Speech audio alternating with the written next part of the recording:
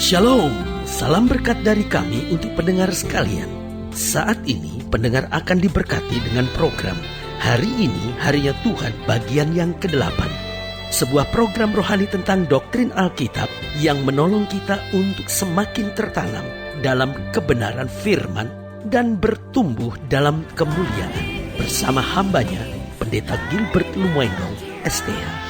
Banyak orang merasa doktrin Alkitab sebagai sesuatu yang membingungkan. Tetapi tahukah saudara bahwa doktrin Alkitab intinya adalah memahami Alkitab dengan benar, dengan pemahaman yang sistematis, sehingga kita terus dapat tertanam di dalam kebenaran firman, sehingga kita terus bertumbuh di dalam kemuliaan Allah. Buka hati saudara sekalian untuk menerima berkat-berkat firman-Nya hari ini. Allah kita akan bekerja sejauh kesiapan kita untuk bekerja dan berserah kepadanya.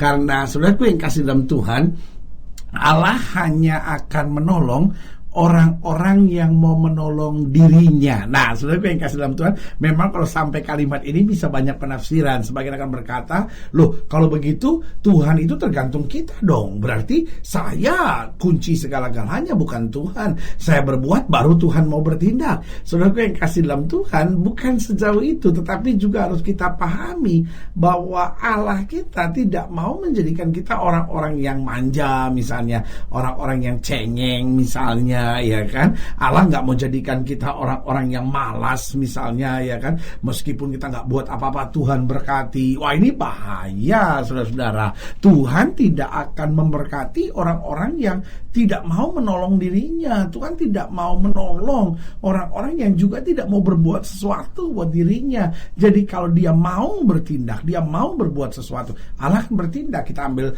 kisah tentang anak bungsu itu misalnya. Bapak menanti tapi Bapak tidak mencari. Kenapa Bapak tidak mencari? Loh, kalau begitu bagaimana dengan perumpamaan domba yang hilang? Nah, saudaraku yang kasih dalam Tuhan, ini menarik untuk kita hubungkan. Di satu sisi dikatakan yang 99 ditinggalkan, yang satu dicari. Tetapi anak tidak dicari. Artinya apa? Kalau itu domba, ya kan, hilang, Tuhan cari. Tapi kalau itu sudah menjadi anak hilang, Tuhan tidak cari. Kenapa Tuhan tidak cari? Sebagai anak dia harus punya tanggung jawab. Domba belum mengerti, tapi kalau sudah menjadi anak, berarti Tuhan tidak cari, Tuhan tunggu.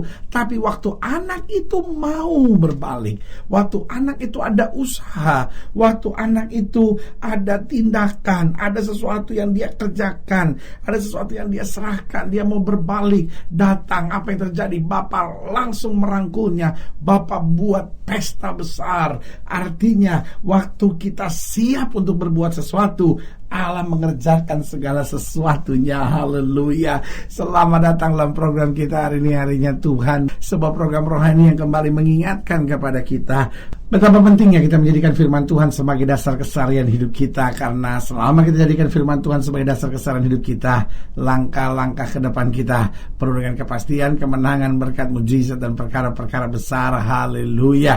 Dan dalam program ini kita sedang membahas tentang penglihatan ketiga, yaitu penglihatan tentang tali ukuran. Nah, saudaraku yang kasih dalam Tuhan, sudah saya jelaskan bahwa Allah kita bekerja sejauh kesiapan kita untuk bekerja dan berserah kepadanya. Namun persoalannya yang terjadi seringkali kita mau Allah mengerjakan segalanya bagi kita, sementara kita tidak mau berbuat apa-apa. Kita selalu bilang, ya Tuhan saya kan gak mampu, Tuhan saya kan gak sanggup. Nah, Allah kita adalah Allah yang tidak main-main. Dia mengukur segala usaha, segala jerih payah kita, serta penyerahan kita, kemudian membalas kepada kita dengan balasan yang setimpal, kata Alkitab. Haleluya. Nah, itu akan kita pelajari jadi dalam program ini, dalam pembahasan kita tentang penglihatan ketiga, yaitu tali ukuran. Kita mau sama-sama lihat Sakaria pasal yang kedua. Sakaria pasal yang kedua, mulai dari ayat yang pertama itu akan kita bahas. Sakaria 2 ayat pertama. Aku melayangkan mataku dan melihat, tampak seorang yang memegang tali pengukur. Ayat 2, lalu aku bertanya, kemanakah engkau ini pergi? Maka ia menjawab aku, ke Yerusalem, untuk mengukurnya, untuk melihat berapa lebarnya dan panjangnya. Dan sementara malaikat yang berbicara dengan aku itu maju ke depan, majulah seorang malaikat lain mendekatinya yang diberi perintah, berlarilah, katakan kepada orang muda yang di sana itu demikian, Yerusalem akan tetap tinggal seperti padang terbuka oleh karena banyaknya manusia dan hewan di dalamnya. Dan aku sendiri, demikianlah firman Tuhan, akan menjadi tembok berapi baginya di sekelilingnya, dan aku akan menjadi kemuliaan di dalamnya. Dan saudara lihat betapa kota ini diukur, lalu Tuhan dengan tegas berkata, aku sendiri, demikian firman Tuhan, akan menjadi tembok berapi. Saya bisa bayangkan kalau Tuhan menjadi tembok berapi di sekeliling kita, bisa nggak santet menyerang kita? Bisa nggak orang hipnotis tembus kita?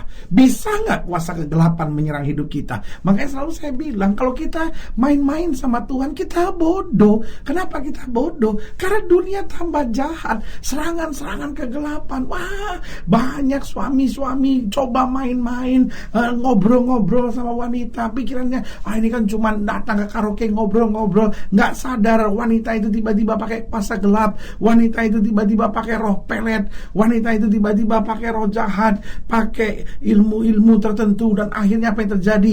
Pria yang tadinya baik-baik sama suaminya, tiba-tiba pria yang tadinya baik-baik sama istrinya, tiba-tiba nggak cocok, ribut terus. Lalu dia bilang, memang rumah tangga kita sudah nggak cocok. Persoalannya bukan nggak cocok, Pak, persoalannya engkau sudah gunain sama wanita tersebut.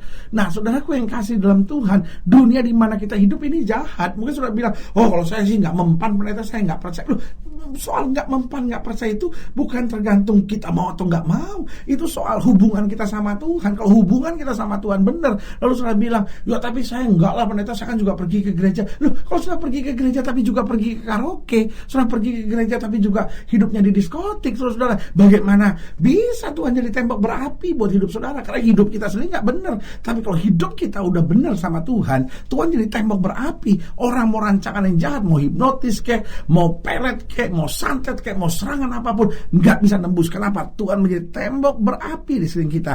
Dan aku, kata Tuhan, haleluya, akan menjadi kemuliaan di dalamnya. Nah, pertanyaannya, apa yang Tuhan ukur sampai Tuhan bisa menjadi tembok berapi di sekeliling kita? Yang pertama, yang Tuhan ukur adalah ketulusan kita dalam kehidupan ini. Ketulusan kita.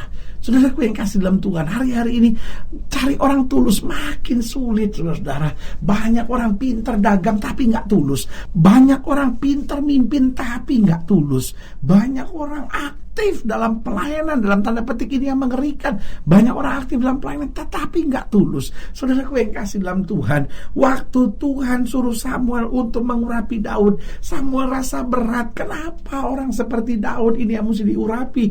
Lalu Tuhan bilang sama Samuel, bukan apa yang dilihat oleh manusia yang Tuhan lihat, karena Tuhan melihat hati yang tulus, hati yang benar, hati yang bersih. Itu yang Tuhan cari. Dunia ini penuh dengan orang-orang munafik yang cuma memakai topeng-topeng kepalsuan demi mendapat pujian buat dirinya sendiri. Saudaraku yang kasih dalam Tuhan, yang Tuhan ukur ketulusan dalam kehidupan kita. Di mana ketulusan, di situ ada berkat yang luar biasa. Yang kedua yang Tuhan ukur adalah pengorbanan kita buat Tuhan. Betul, kita beriman, tetapi pertanyaannya, berani gak kita berkorban? Ketika kita harus menghadapi masa-masa yang sukar, berani gak kita tetap memilih Yesus lebih dari segalanya? Berani gak kita korbankan waktu kita, harta kita, tenaga kita, uang kita, segala yang paling berharga buat kita untuk kemuliaan nama Tuhan? Saudaraku yang kasih dalam Tuhan, ada banyak orang cuman omdo lah, omong doang, saudara-saudara. Ada banyak orang cuma NATO, no action, talk only. Kenapa? Karena gak berani korban. Saudaraku yang kasih dalam Tuhan, dasar hidup Kristus adalah korban. Kenapa? Karena Kristus telah berkorban buat kita. Itu sebabnya menyadari korban Kristus, biarlah kita berkata, Tuhan, saya siap berkorban karena Allah segala-galanya buat saya. Yang ketiga, apa yang Tuhan ukur? Yang Tuhan ukur adalah kesetiaan kita dalam mempertahankan kebenaran. Ada banyak orang berani berteriak Yesus tetapi tidak setia. Ada banyak orang bilang Yesus segalanya buat saya, tetapi di masa-masa tertentu dia goyah. Saudaraku yang kasih dalam Tuhan, kita harus jadi orang-orang yang setia. Air mata kita boleh mengalir, badai boleh datang, langkah kita harus tetap teguh karena Tuhan sumber kekuatan kita. Haleluya. Yang keempat, apa yang Tuhan ukur? kemurnian kita dalam menjalani kehidupan, kemurnian kita. Saudaraku yang kasih dalam Tuhan, Tuhan cari orang-orang yang hidupnya murni. Alkitab bilang, siapakah yang boleh naik ke gunung Tuhan? Orang yang bersih tangannya dan suci hatinya. Artinya apa? Orang yang murni. Apa yang dia pikirkan hanya Tuhan, bagaimana saya menyenangkan Tuhan, bagaimana hidup saya jadi berkat buat sesama. Dan Tuhan very serious with this matter. Tuhan ini sangat serius dengan hal ini. Ketulusan, pengorbanan, kesetiaan, kemurnian, dan yang keempat, keberanian kita dalam mengerjakan tanggung jawab kita. Kadang-kala kita sebentar-bentar cuma, Tuhan aku serahkan kepada Tuhan. Betul, ada hal-hal yang harus kita serahkan pada Tuhan, tapi ada hal-hal yang Tuhan serahkan kepada kita. Alkitab bilang, pergi jadikan sekalian bangsa muridku. Berarti apa? Itu tugas kita. Betul kita gak kuat sendiri, betul kita butuh tuntunan Roh Kudus, tapi kita yang harus pergi, kita yang harus cari jiwa, kita yang harus jadi saksi Tuhan, dan selebihnya Tuhan akan menyempurnakan. Berarti saudaraku yang kasih dalam Tuhan, Zakaria dibukakan oleh Tuhan. Sebelum kemuliaan Tuhan luar biasa datang, maka Tuhan kasih tali pengukur. Dia ukur orang-orang yang tulus hidupnya, orang-orang yang berani berkorban buat Tuhan, orang-orang yang setia, orang-orang yang murni, orang-orang yang berani mengerjakan tanggung jawab. Itu yang akan melihat Tuhan sebagai tembok berapi, di mana Tuhan akan menyatakan kemuliaannya bagi setiap kita yang percaya. Haleluya. Saudara yang kasih dalam Tuhan, jika saudara ingin dilayani lebih jauh, hubungi kami melalui telepon, hubungi kami melalui surat, kunjungi website kami, karena kami ada untuk membawa Bapak Ibu saudara senantiasa lebih dekat pada Tuhan dan mengalami kasih kuasa mujizat yang luar biasa. Haleluya. Secara khusus juga melalui program ini saya mau berdoa buat setiap saudara yang sakit, setiap saudara yang berbeban berat, dan setiap saudara yang didoakan secara khusus boleh taruh tangan kanan saudara di dada, dan kita akan berdoa. Mari kita berdoa. Bapak, dalam nama Yesus, hamba doa buat yang sakit, hamba doa buat yang berbeban berat, hamba doa untuk setiap yang sedang menghadapi masa-masa yang sukar, karena hamba percaya bahwa bagi Allah tidak ada perkara yang mustahil. Bapak, hamba berdoa di dalam nama Yesus, Tuhan jamah yang sakit, Tuhan sembuhkan, yang lemah Tuhan kuatkan, yang susah Tuhan hiburkan, dan Tuhan mulai tuntun kami mulai hari ini, karena kami tahu ada tali pengukur yang akan jatuh dalam hidup kami. Biarlah kami senantiasa tulus, kami siap berkorban, kami setia, hidup kami murni, dan kami berani dalam mengerjakan tugas tanggung jawab kami bagi kemuliaan nama Tuhan. Di dalam nama Yesus kami berdoa. Haleluya. Amin. Saudara yang kasih dalam Tuhan, kita sudah berdoa. Ingat, tidak pernah Allah lalai menepati janjinya. Inilah saatnya buat kita untuk bangkit, bersemangat, bersuka cita dalam menghadapi segala perkara. Karena Yesus kekuatan kita, gunung batu kekuatan kita, dan kota benteng kita yang membuat kita teguh. Haleluya. Doa saya menyertai saudara.